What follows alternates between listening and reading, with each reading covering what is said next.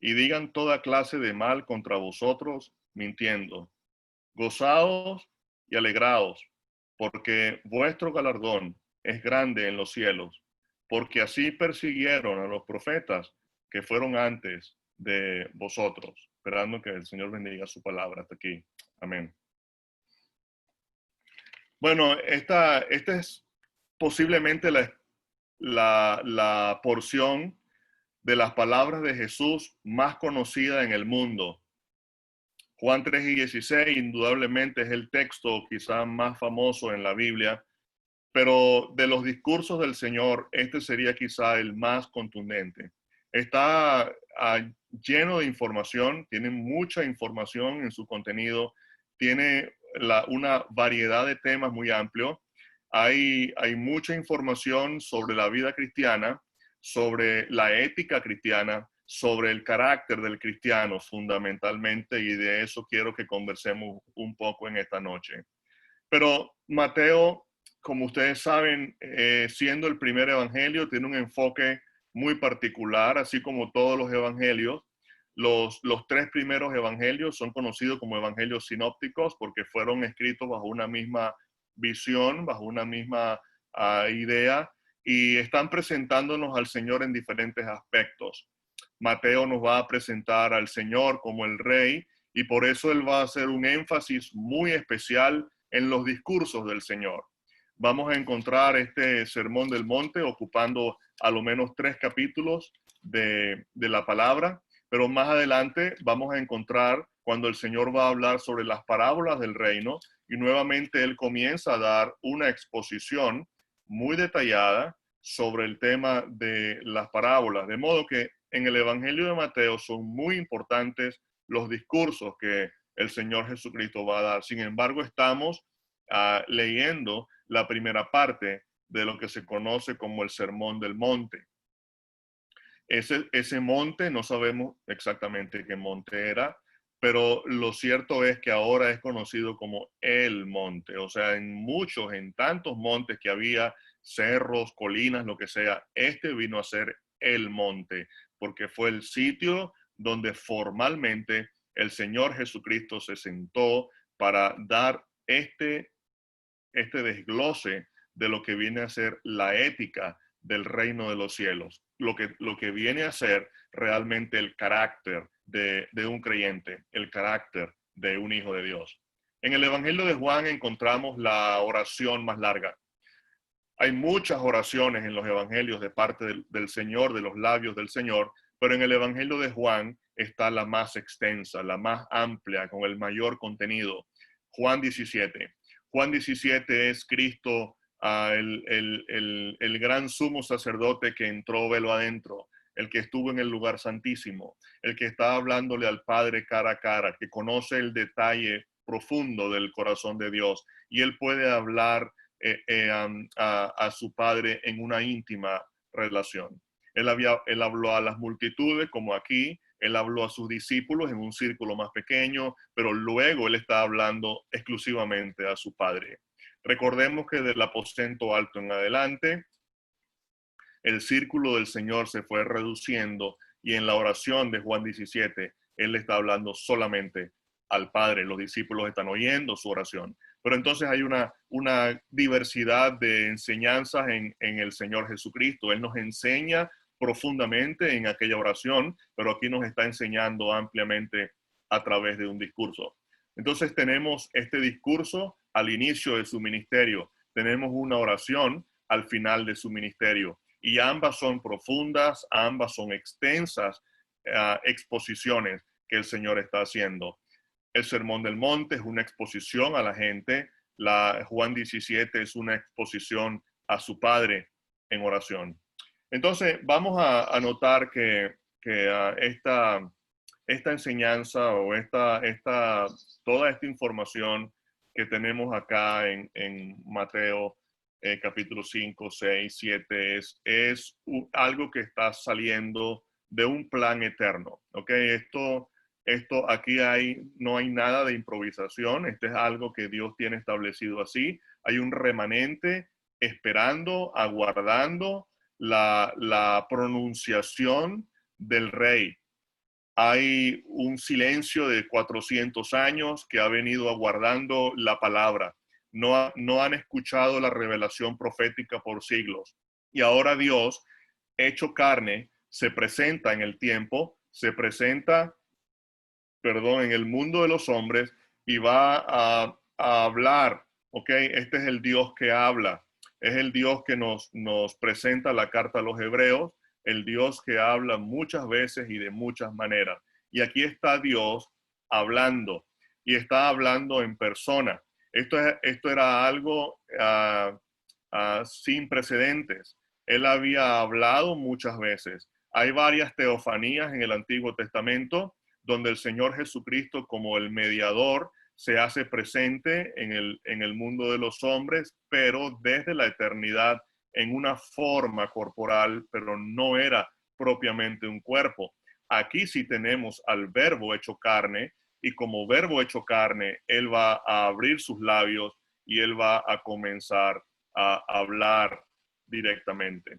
En capítulo 4 de Mateo vimos la tentación, el detalle que el evangelista nos muestra sobre la tentación del Señor, sobre la forma como Él aborda esta, al tentador con la palabra de Dios. En su escrito está, que mencionó 3 veces. Y entonces él comienza, en el capítulo 4, Mateo nos describe su primera predicación. Y solamente son 2 líneas lo que Mateo presenta. En capítulo 4 y versículo 17, cuando el Señor dice, arrepentíos, porque el reino de los cielos se ha acercado. Ahora, cuando vamos a leer capítulo 5 y todo el gran discurso del Sermón del Monte, lo que el Señor tiene en mente en el versículo 3, en la última parte, es el reino de los cielos. Entonces, todo va a comenzar con arrepentimiento. Capítulo 4, en el primer mensaje del Señor, en un mensaje que solamente ocupa 2 líneas. La primera palabra que el Señor va a decir es arrepiéntanse. Entonces, había un fracaso en la ley, había un fracaso en la religión, había un fracaso espiritual a la nación de Israel, y cuando el Señor va a abrir sus labios para dar su primer mensaje de predicación, lo primero que Él tiene que hablar es sobre la necesidad de arrepentimiento, porque ahí parte todo.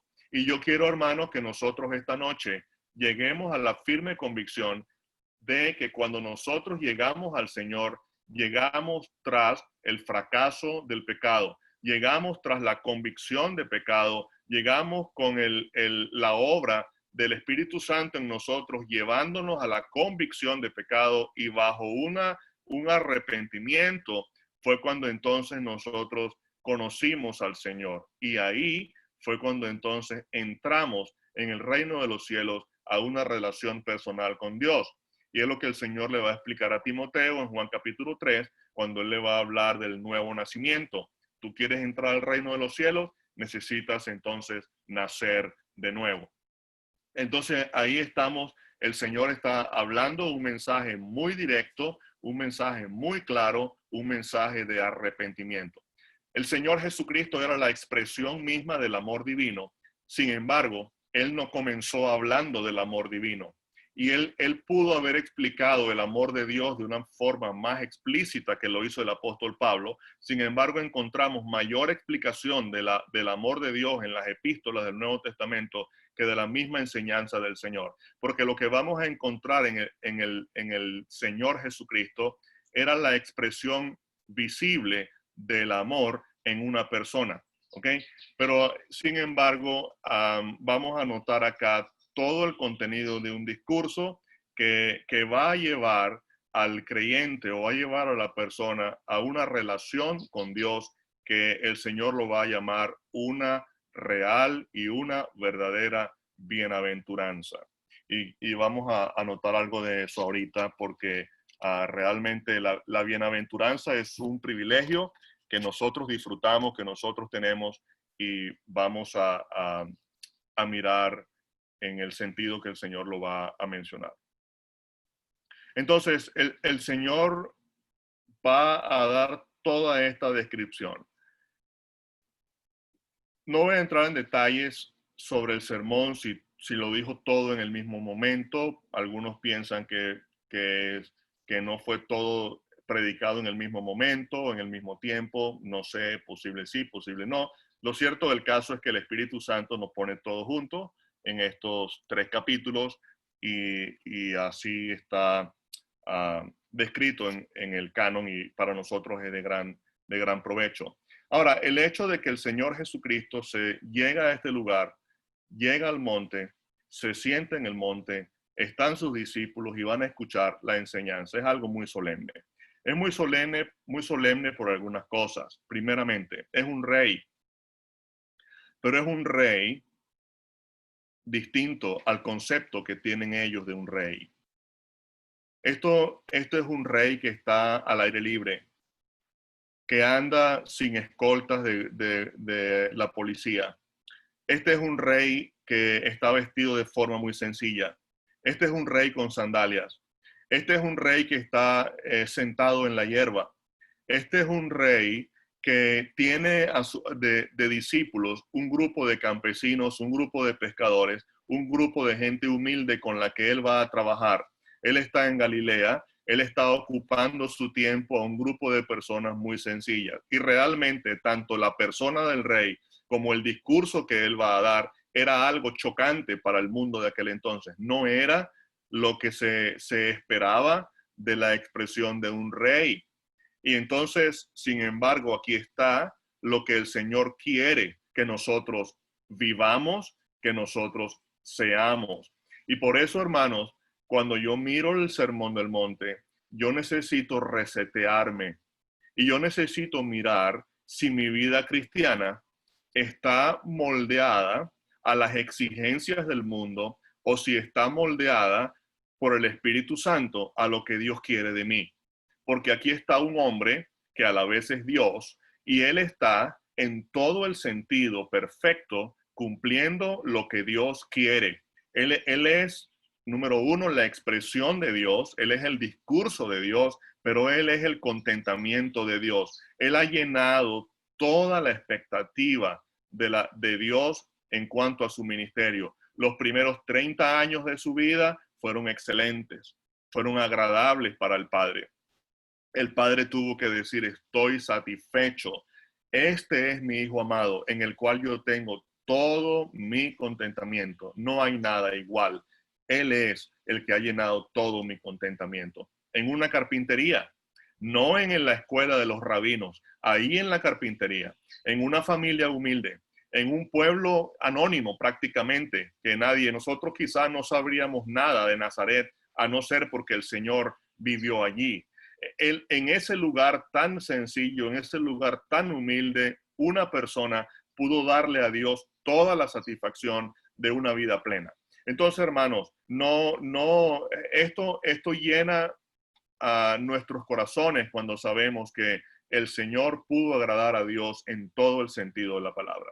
Ahora, ¿por qué este discurso y todos los demás, obviamente, que el Señor dio, pero este discurso en particular, ¿por qué tiene tanta importancia? ¿Por qué tiene tanto peso? ¿Por qué ha sido citado tantas veces, incluso por gente no cristiana, incluso en discursos de personas del mundo que a veces a su propia conveniencia utilizan alguna parte del Sermón del Monte? ¿Por qué tiene tanto peso?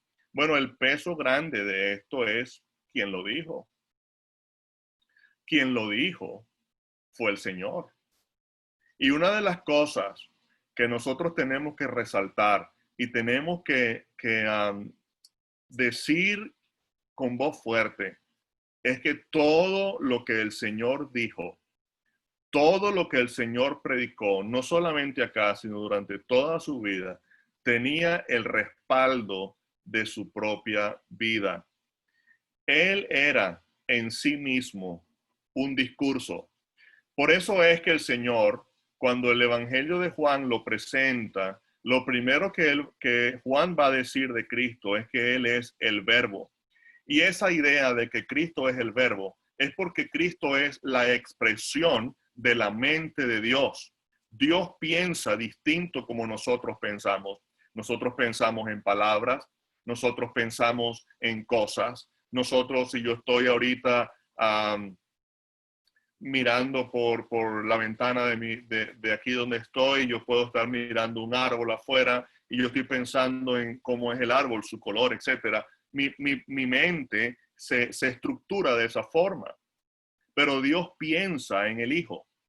Dios, cuando Él quiere mostrarnos a nosotros lo que es su pensamiento, Él nos va a mostrar un discurso hecho persona, en el que Dios agotó todo su pensamiento y era imposible que hubiera otro. Por eso Él es el unigénito. Entonces, este verbo vino al mundo y este verbo se presentó ante el mundo. Y aunque en los primeros 30 años de su vida Él no predicó un sermón, no hizo un milagro, y no hizo ninguna actividad extra que la actividad rutinaria que tenía en su casa. Él era el discurso de Dios a la humanidad. Era el carácter perfecto que Dios anhelaba de un hombre en la tierra. Ese era Cristo. Entonces, cuando el Señor abre sus labios, que es la expresión que leemos en el versículo 2, Él abre su boca para enseñar. Aquí tenemos a alguien que tiene una moral perfecta y va a respaldar con su vida su enseñanza. Una de las cosas, hermanos, que nosotros vamos a notar en el Sermón del Monte es que todo lo que está en el Sermón del Monte, usted lo va a encontrar en la vida de Cristo. Todo. El Señor fue la luz del mundo. El Señor fue la sal de la tierra. El Señor fue el que cumplió cabalmente la ley. El Señor fue el que pudo mantener un control y un equilibrio perfecto con el tema de la ira. El Señor mostró amor a sus enemigos. El Señor fue equilibrado con el tema de la limosna. Y así sucesivamente, cuando pasamos por todos los pasajes y episodios del Sermón del Monte, encontramos ahí la vida de Cristo. Entonces, si en la vida de Cristo está reflejada en el Sermón del Monte, Dios quiere que eso sea reproducido en nosotros también. Entonces, hermanos, voy a llegar a una conclusión. El Sermón del Monte es el carácter del cristiano, lo que Dios anhela que nosotros seamos éticamente, lo que nosotros debemos ser espiritualmente, lo que nosotros debemos ser ante el mundo, lo que nosotros debemos ser ante Dios. Dios realmente nos está mostrando lo que debe ser nuestro carácter cristiano. El Señor lo dijo de una forma formal, ¿ok? Nosotros, cuando nos reunimos como iglesia, hacemos una reunión de carácter formal. ¿Qué significa eso? Bueno, que estamos congregados en el nombre del Señor, cuando nos reunimos todos juntos, cuando estamos en nuestro lugar de reuniones y comienza el culto, entonces ya estamos en una reunión de iglesia convocada por el Espíritu Santo bajo la autoridad del Señor, es formal. Esto que está ocurriendo aquí es una expresión formal. El Señor se sentó, es la idea, no estaba caminando con los discípulos, Él estaba sentado formalmente, Él va a dar toda esta expresión. Ahora, las bienaventuranzas que encontramos en estos primeros versículos tienen una característica en particular. Todas comienzan diciendo bienaventurados. Luego dice quiénes son los bienaventurados y luego él da una tercera información que es, si pudiéramos decir, el resultado de haber actuado de una u otra manera. Ahora, hermano, esta expresión bienaventurado, como usted bien sabe, es feliz. Es el disfrute de la vida. Es la felicidad que Dios dice que vamos a tener si mantenemos este carácter, si mantenemos esta ética, aparte de la recompensa que está por delante en el tercer aspecto de la bienaventuranza. ¿Dónde está el secreto de la felicidad? ¿Dónde está el secreto del gozo en la vida cristiana? Bueno, hermano, aquí tenemos revelado por el corazón del Señor por qué es así o cómo es así. Una de las cosas que encontramos de parte de Dios es que Dios es bienaventurado. Dios es bendito. Y esa expresión la encontramos varias veces. El apóstol Pablo en Efesios 1, él dijo, bendito sea el Dios y Padre de nuestro Señor Jesucristo, que nos bendijo.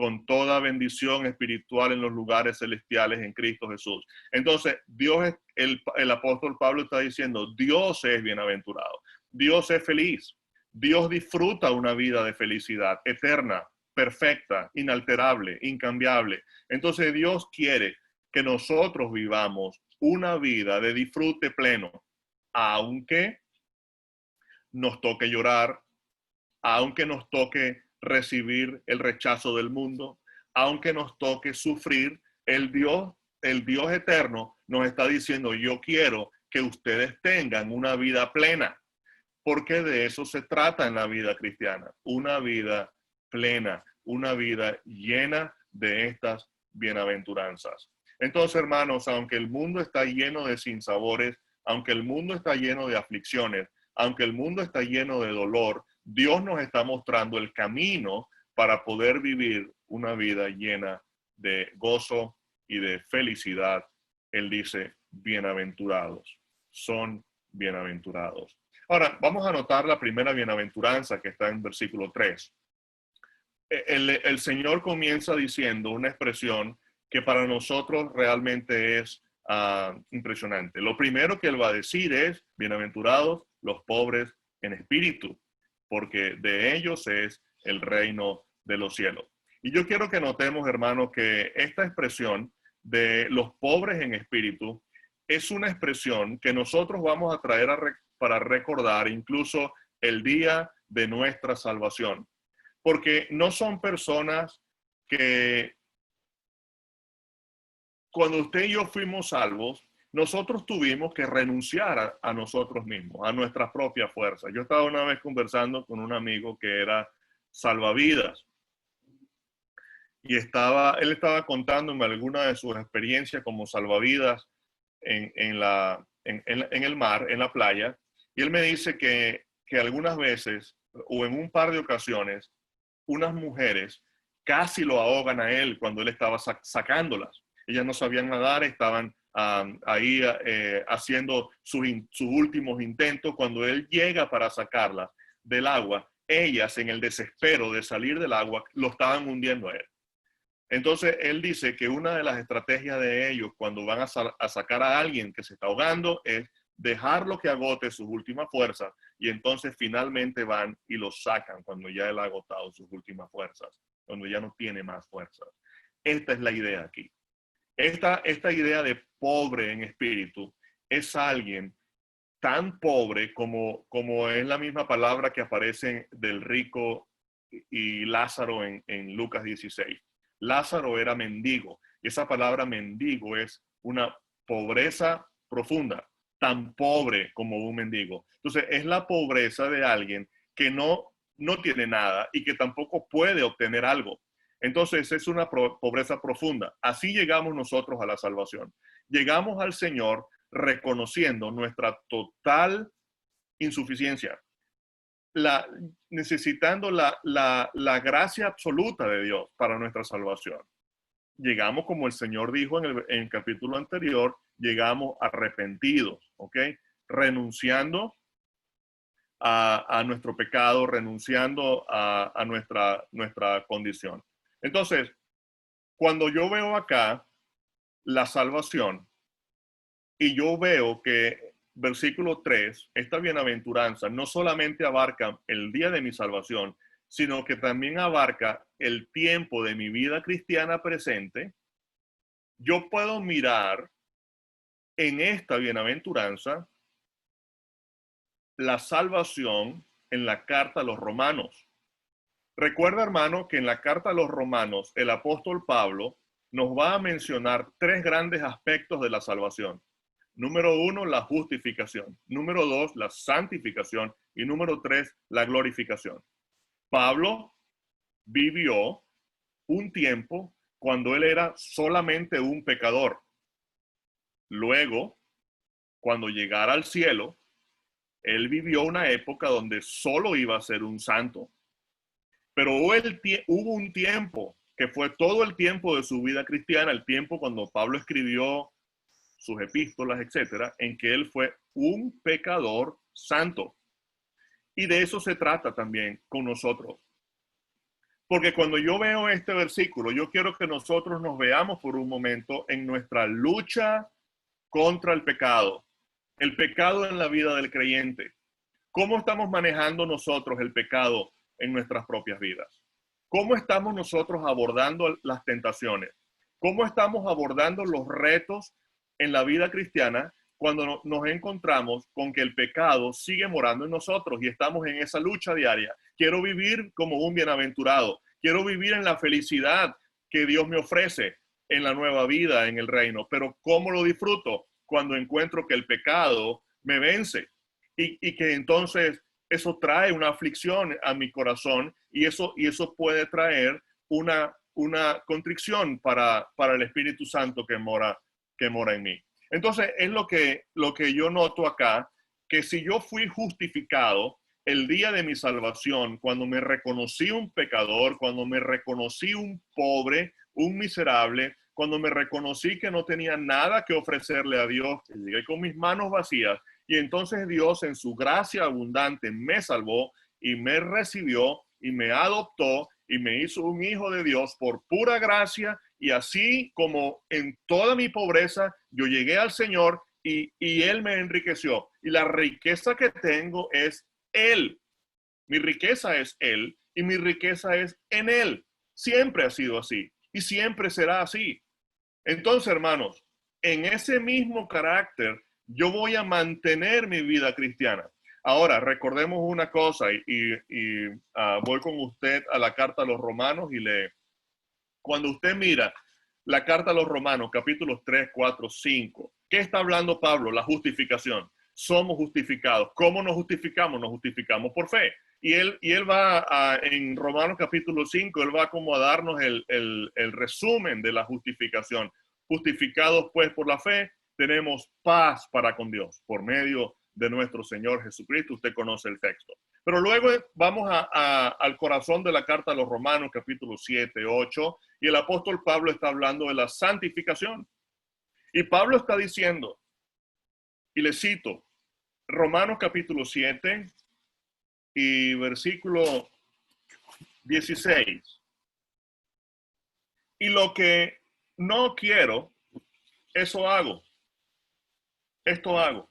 Apruebo que la ley es buena, de manera que ya no soy yo quien hace aquello, sino el pecado que mora en mí. Y yo sé que en mí, esto es, en mi carne, no mora el bien, porque el querer el bien está en mí, pero no el hacerlo, porque no hago el bien que quiero, sino el mal que no quiero, eso hago. Y si hago lo que no quiero, ya no lo hago yo, sino el pecado que mora en mí. Así que, queriendo yo hacer el bien, hallo esta ley, que el mal está en mí, porque según el hombre interior me deleito en la ley de Dios, pero veo otra ley en mis miembros que se revela contra la ley de mi mente y que me lleva cautivo a la ley del pecado que está en mis miembros. Y Pablo dice esta expresión. Es como en medio de un intento que Pablo hizo. Fue un intento personal en que él quiso luchar contra el pecado. Él quiso luchar contra esta ley que había dentro de él, que no es otra cosa que la vieja naturaleza, el hombre viejo que sigue viviendo ahí. Cuando Pablo lo intentó y vio que no pudo, él dijo entonces, miserable de mí, dijo él.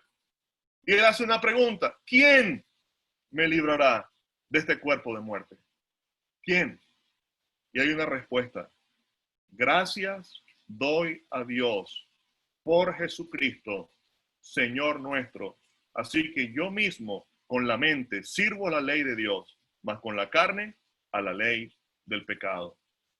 Y bueno, pudiéramos continuar mirando en capítulo 8, porque el tema se extiende acá. Y Pablo, hermano, nos está llevando a una conclusión en esta escritura. Nosotros, como hijos de Dios, en esta etapa de la vida que se llama santificación, antes éramos solo pecadores, ahora somos pecadores santos, porque tenemos el Espíritu Santo. Y el Espíritu Santo se llama Santo, y el Espíritu Santo habita en nosotros, y con él el Padre y el Hijo tenemos la deidad está en nosotros por pura gracia, y por eso somos santos, y porque hemos sido santificados en él, y estamos en el proceso de la santificación. El día de mañana, cuando el Señor nos lleve a su presencia, y entremos en la glorificación, ya no seremos más nunca pecadores, solamente santos. Pero ahora estamos en esta etapa de esta lucha. ¿Y cómo vamos a ganar esta lucha contra el pecado? ¿Cómo podemos vivir en la vida cristiana en una real bienaventuranza? ¿Cómo puedo realmente disfrutar mi vida cristiana? ¿Cómo puedo yo ser agradable a Dios? Que Dios pueda decir de mí, este también es un hijo a quien yo amo, en quien yo tengo mi contentamiento. Bueno, hermano, bienaventurados los pobres en espíritu. Y este es el punto.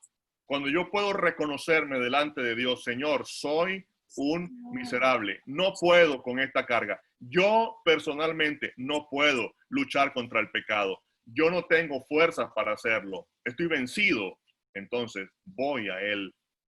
Y el apóstol Pablo dijo una expresión que nosotros conocemos muy bien y se lo voy a recordar. El apóstol Pablo dijo, todo lo puedo en Cristo que me fortalece. ¿Dónde está la fuente de nuestro poder? Está en Cristo, hermano. No está en los años que tenemos nosotros en el Evangelio. No está en cuanto yo sepa de la Biblia. No está en si yo fui salvo a los 7 años de edad y ahora tengo tantos años de creyente y conocedor de la doctrina y que nunca he estado juzgado en algún problema de la asamblea, etc. No, no, no, hermano. Dios nos guarde de pensar así. Porque los fariseos estaban pensando así. Y los fariseos pensaban que su religiosidad les estaba dando todo. Y por eso el Señor atacó tanto la falsa doctrina de los fariseos. Y el Señor en el Evangelio de Lucas habló de la parábola del fariseo y el publicano. ¿Y cuál era la condición del fariseo? Que englobaba toda la religiosidad del mundo. Porque estaban no solamente los fariseos. Los fariseos, estaban los saduceos, que si los fariseos eran legalistas, los saduceos eran liberales. Y estaban otra gente que se llamaban los esenios. Esos eran los que vivían fuera del pueblo, porque no se querían contaminar con nadie. Se consideraban tan especiales que no podían vivir con los demás y se apartaron de los demás. Y estaban los celotes, los que estaban como de la izquierda. Entonces, ¿en cuál de todas esas partes estaba el Señor? En ninguna de ellas. Porque, hermano, lo que el Señor quiere de nosotros no es que tomemos un partido y tomemos un lado y digamos, yo estoy del lado correcto. Nada de eso, hermano. El único poder, la única fuerza que nos pueda a nosotros ayudar a vivir una vida exitosa en el Señor es el Señor Jesucristo. Pablo lo reconoce, todo lo puedo en Cristo. Él es mi fuerza, Él es el que me fortalece. Y eso es, hermano, reconociendo la realidad. Soy pobre en espíritu. No es pobre de espíritu, es diferente. Este es un pobre en espíritu. Pablo era un hombre emprendedor. Pablo era un hombre valiente.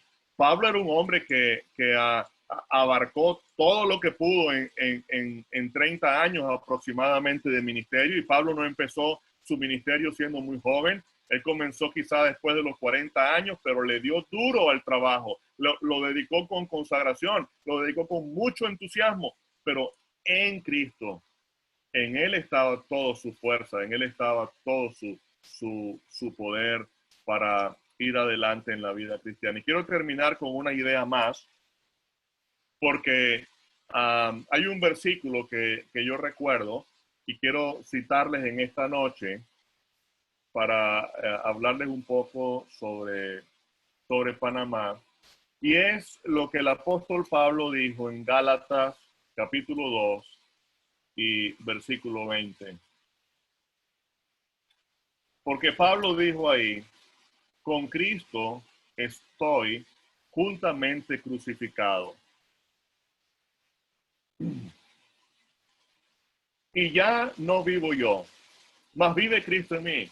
Y lo que ahora vivo en la carne, lo vivo en la fe del Hijo de Dios, el cual me amó y se entregó a sí mismo por mí. ¿Dónde estaba la carne? ¿Dónde estaba el ego? Estaba crucificado. Pablo dijo, lo crucifiqué. Y eso, hermano, ¿cómo estamos viviendo nosotros nuestra vida cristiana? Una de las características que Dios quiere de nosotros es que vivamos como alguien pobre en espíritu. ¿Cómo se comporta un hombre pobre y cómo se comporta un hombre rico? Quiero preguntarte, hermano, ¿cómo es tu comportamiento en la familia? ¿Cómo te ven tus hijos, tu esposa? ¿Cómo me ve mi esposa, mis hijos? ¿Soy el rey de la casa como hombre? ¿Soy el que se sienta a la mesa exigiendo? ¿Mis hijos me ven como una fuente de amor o con miedo? ¿Cómo me ven en la asamblea? ¿Como una persona autoritaria, controlador? ¿Como un hermano amoroso? ¿Cómo me están viendo mis vecinos? ¿Cómo me están viendo mis compañeros de trabajo? Bueno, el pobre tiene una conducta. El Señor dice, yo quiero que ustedes se comporten como pobres, porque en este mundo no tenemos nada.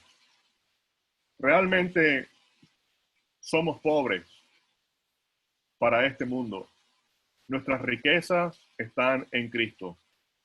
Y el Señor dijo, recuerden, dependan en todo de mí. La obra es mía, la asamblea es mía, la familia es un regalo que Dios nos dio, los hijos, la esposa, es un regalo que Dios nos ha dado. Nosotros disfrutamos de la vida. Nosotros podemos encontrar este gozo, esta bienaventuranza, cuando podemos vivir bajo esta convicción. Son bienaventurados los pobres en espíritu, porque de ellos es el reino de los cielos. Entonces, dejo hasta acá esperando que el Señor nos ayude a continuar creciendo en esta ética, en este carácter que el Señor quiere para nosotros. Les invito a hacer una oración antes de que veamos las fotografías de la obra acá en Panamá. Dios, te damos muchas gracias por bendecirnos con tu Hijo. Gracias por el carácter perfecto del Salvador. Gracias por su ejemplo que nos dejó. Gracias porque Él nos ha llamado a una vida distinta, una vida que pueda impactar. Quisiéramos ser realmente para este mundo como luz y como sal de la tierra, pero ayúdanos a tener el carácter de Cristo reproducido. Gracias por el Espíritu Santo que lo hace posible. Y ayúdanos, Señor, a vivir en esta realidad del bienaventurados los pobres en espíritu. Bendice la asamblea en Rosario, los hermanos en Chile, la obra acá en Panamá y en otras partes del mundo. Recordamos las asambleas y los creyentes en Venezuela también. Deseamos agradecer tu bondad y encomendamos a ti la presentación de las fotografías de la obra en Panamá en nombre del Señor Jesucristo. Amén. Bueno, hermano, voy entonces a valerme a compartir pantalla para mostrarles las diapositivas. Tengo un mensaje que dice que el anfitrión inhabilitó la función de compartir la pantalla. Entonces, creo que hermano que está de anfitrión debe modificar algo, y creo. Hola hermano, al parecer sí, déjenme observar a ver dónde es que lo puedo habilitar. Así Gracias. que ya estoy buscando la opción.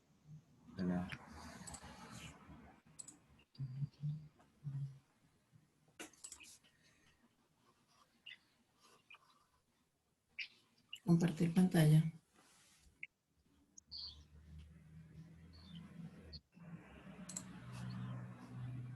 ¿Puede intentar nuevamente? Sí, ya.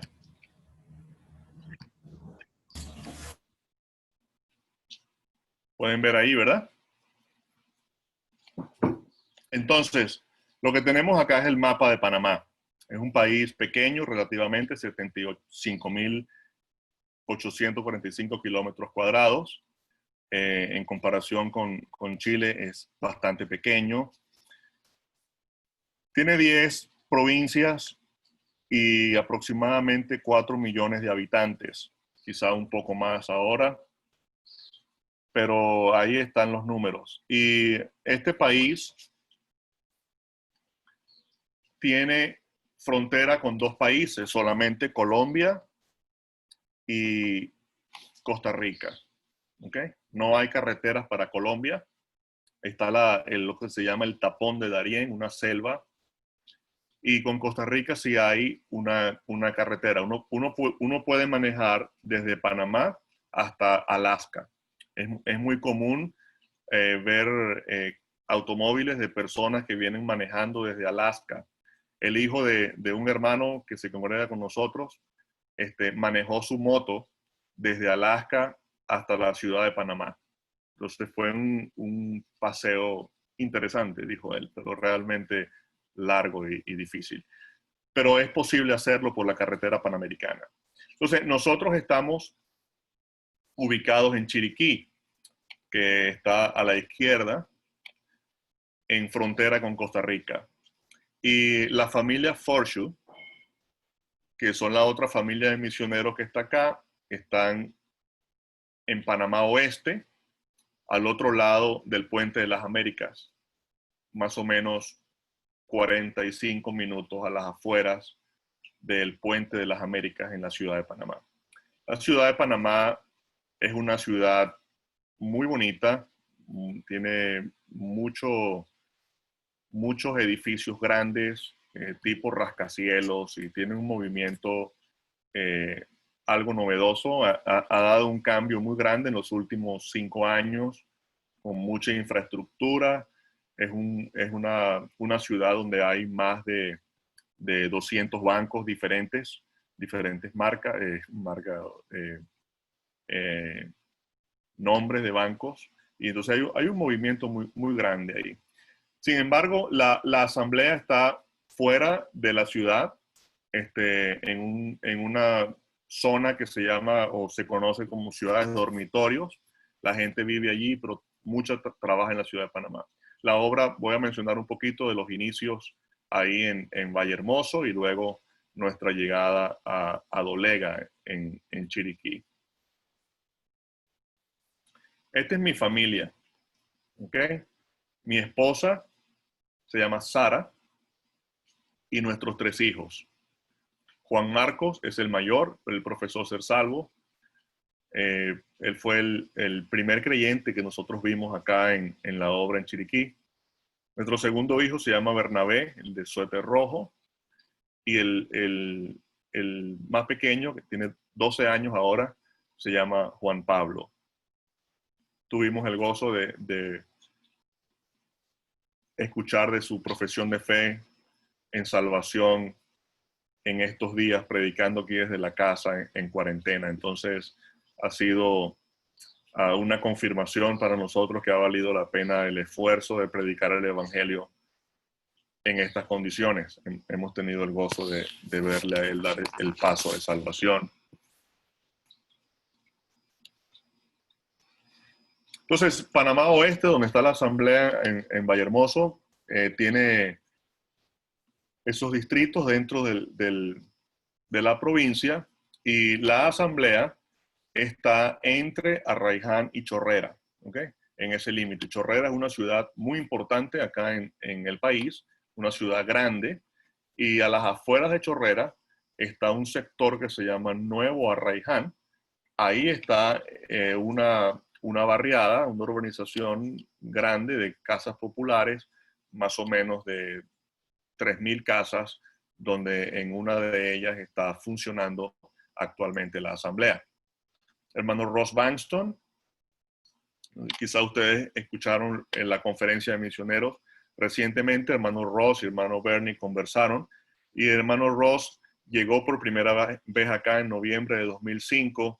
Hermano Bernie llegó en noviembre de 2007 y ellos se establecieron. El hermano Ross estuvo 3 años inicialmente, y luego la familia Forshu sí se establecieron permanentemente para hacer el trabajo que se inició ahí en Vallehermoso. Hermano Ross, él llegó al aeropuerto, él rentó un automóvil y manejó,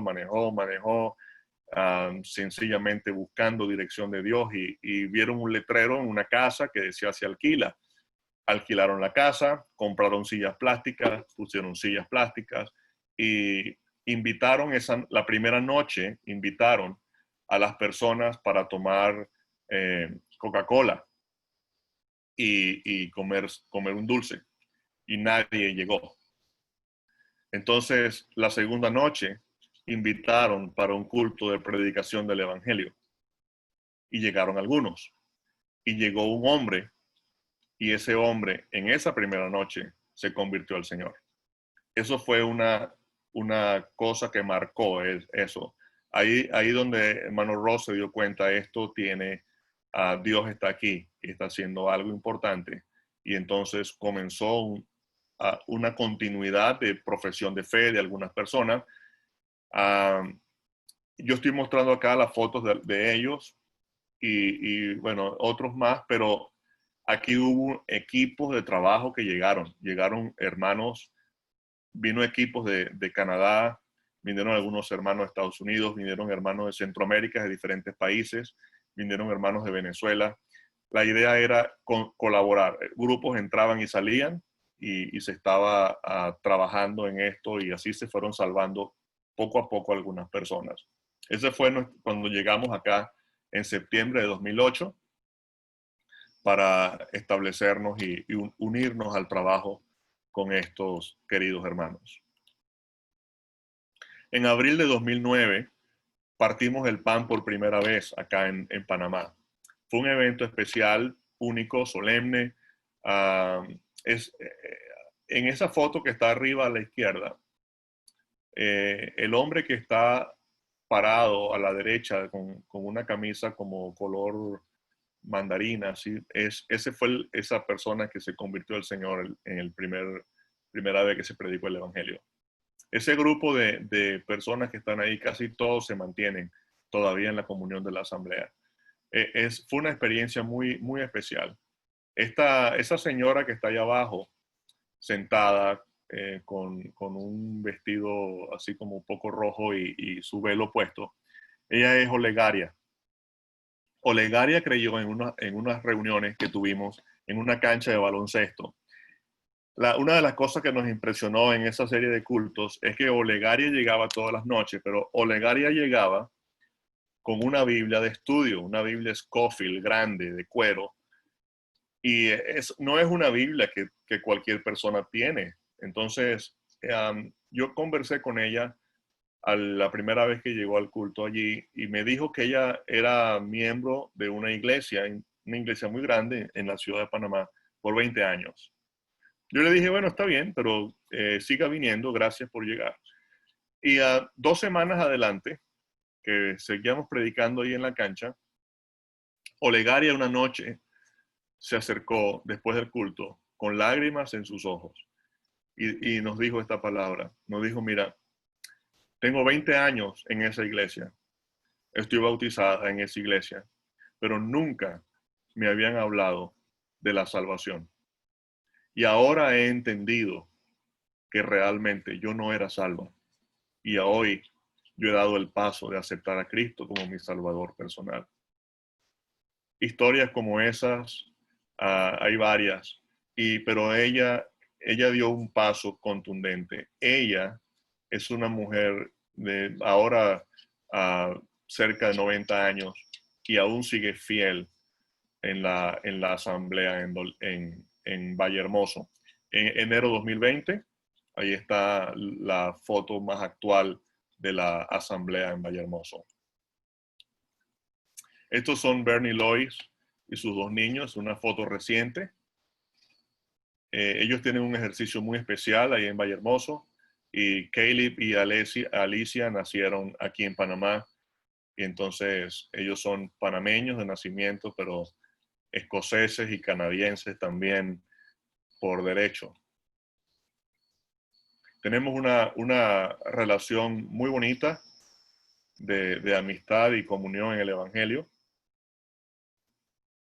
con ellos. Cuando vamos a la ciudad de Panamá, normalmente atendemos cosas de salud en la ciudad de Panamá Y entonces a veces ellos han tenido que cuidar de nuestros hijos cuando hemos pasado por alguna operación o algo así. Y hay muchas historias que nuestros hijos cuentan y ellos con cosas muy, muy interesantes. Son sus tíos aquí.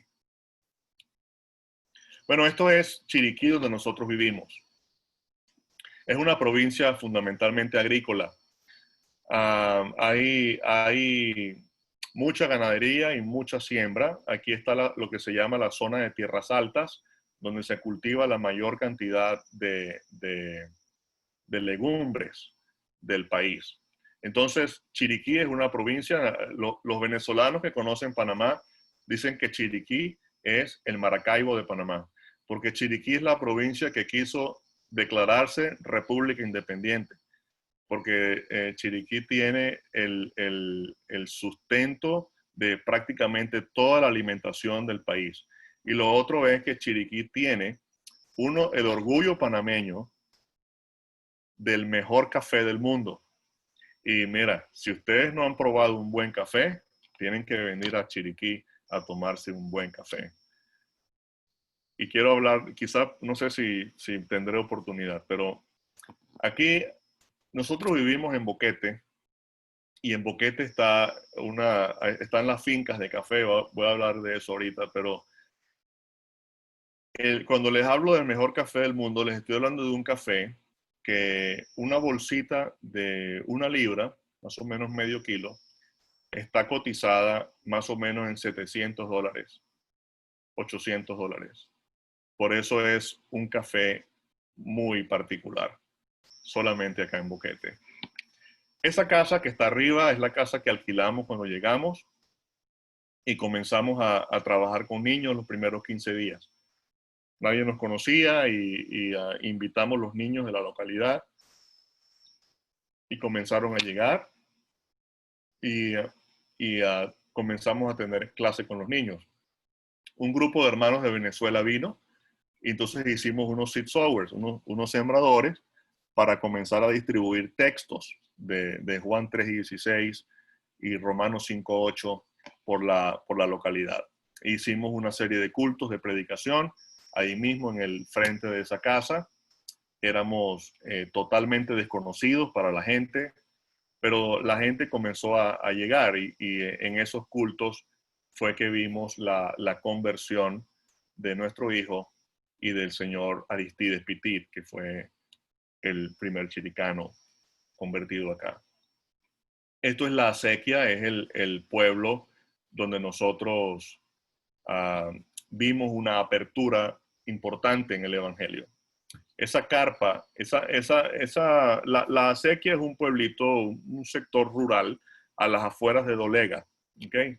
Chiriquí tiene, como está acá, la capital de Chiriquí es David, y hay un poco más, como 20 minutos de David, está el pueblo de Dolega, donde nosotros comenzamos a trabajar. Y un poco más arriba está el pueblo de Boquete. Nosotros vivimos en un caserío intermedio entre Dolega y Boquete. Pero a las afueras de Dolega está ese campo donde alquilamos un terreno y pusimos esa primera carpa que está arriba a la izquierda para tener unos cultos. La idea era predicar una semana o 15 días, pero cuando comenzamos la primera noche, fíjense cómo llegó toda la gente.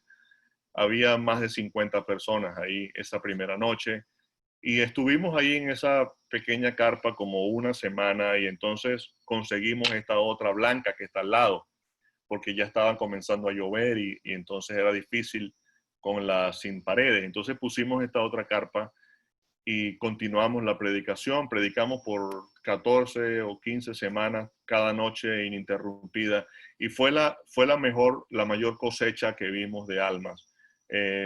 Mayor cantidad de personas se convirtieron en esos cultos y no todos perseveraron, no todos están en la asamblea, pero muchos de los creyentes actuales vinieron de allí.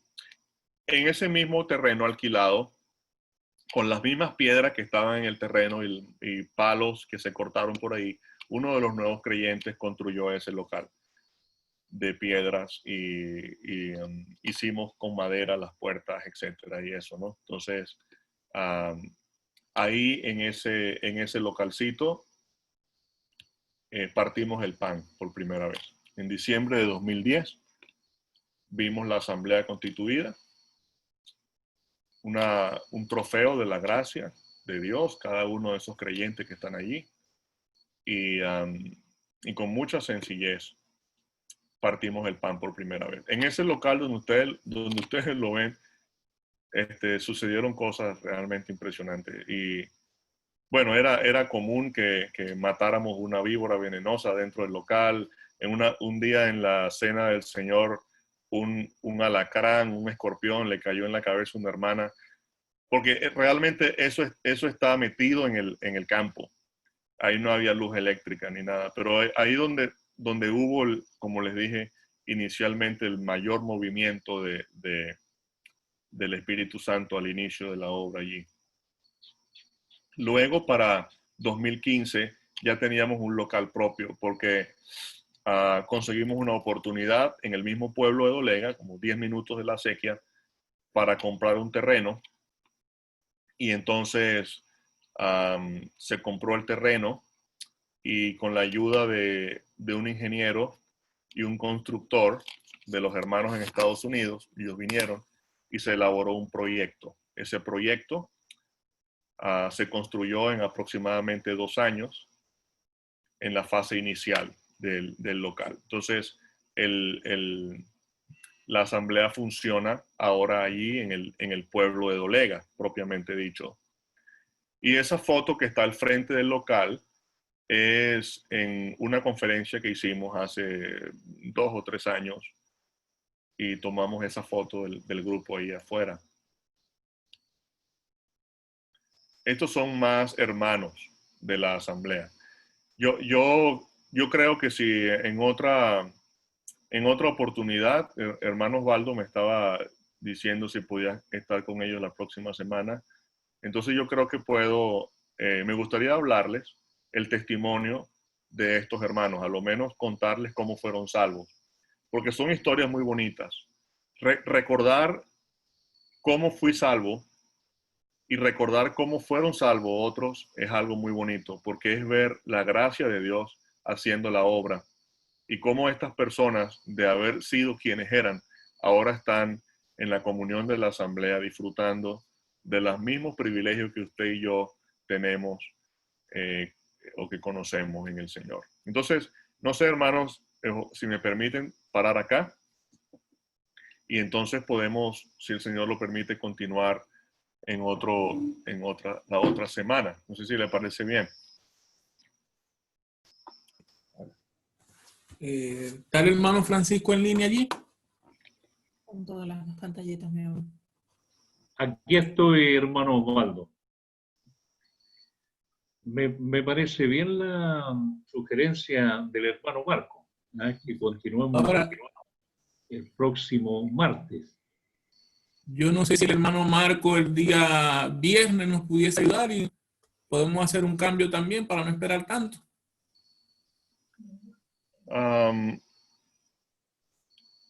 Pudiera ser si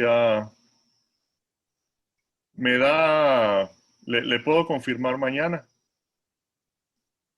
Ya, ok. ¿sí? Pudiéramos Okay. continuarlo Sí, el viernes, pero le confirmo mañana. Yo estaba más mentalizado para la próxima semana, pero pienso que sí pudiéramos quizá hacerlo el viernes. No hay problema, hermano. Muchas gracias, hermano. Y también es que tengo otro culto ahorita. Si no me extendiera un poco más con esto, pero debo predicar el evangelio ahorita con un hermano de Venezuela.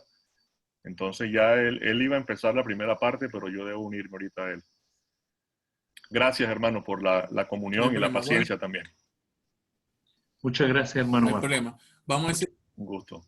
a decir hermano Francisco, que es uno de los ancianos aquí, que entonces nos encomiende a oración. Muchas gracias.